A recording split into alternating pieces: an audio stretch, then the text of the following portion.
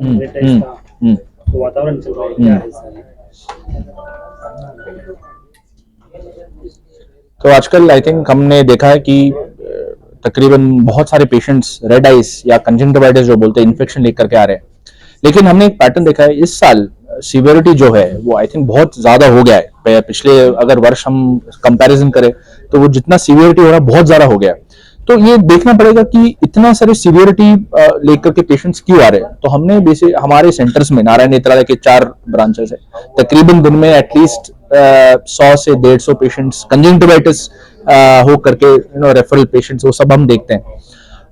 हमने देखा कि बहुत सारे पेशेंट्स में तकरीबन शायद सीवियरिटी मॉडरेट होगा या थोड़ा कम होगा, लेकिन बहुत सारे पेशेंट है बहुत सीवियरिटी प्रेजेंटेशन में आने के वक्त में ही प्रेजेंटेशन बहुत मतलब सीवियरिटी बहुत ज्यादा होता है।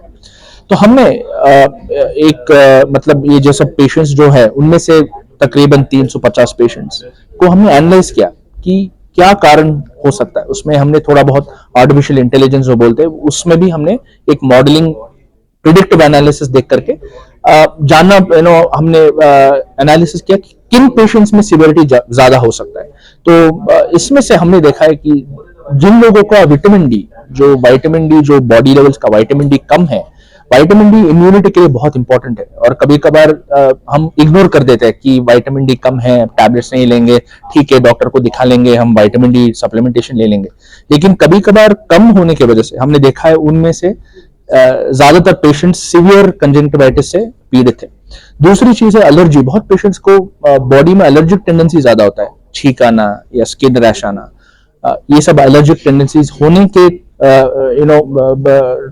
होने के बावजूद बहुत लोग ट्रीटमेंट ले लेते हैं। लेकिन हमने देखा कि एलर्जीज ये सब होने की वजह से जो कंजंक्टिवाइटिस जब इन्फेक्शन आता है आंख में, वो इन्फेक्शन का सीवियरिटी ज्यादा होता है।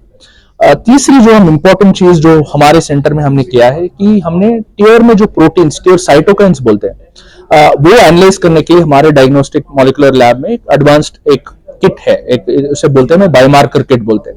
उससे एनालाइज करके हमने स्पेसिफिकली सीवियर कंजंक्टिवाइटिस में क्या क्या प्रोटीन ज्यादा है और उसके अगेंस्ट टारगेटेड ट्रीटमेंट्स जो हम बोलते हैं वो भी हम देख रहे हैं।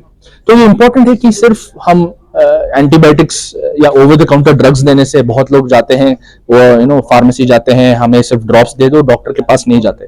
तो पहली बात यह है कि डॉक्टर के पास जाइए।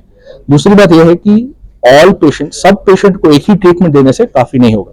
तीसरी चीज है कस्टमाइज ट्रीटमेंट। अगर मेरे यहाँ को कंजंक्टिवाइटिस होता है, मेरा जो रिएक्शन है उसमें वो अलग हो सकता है, आपका जो रिएक्शन होता है वो अलग हो सकता है।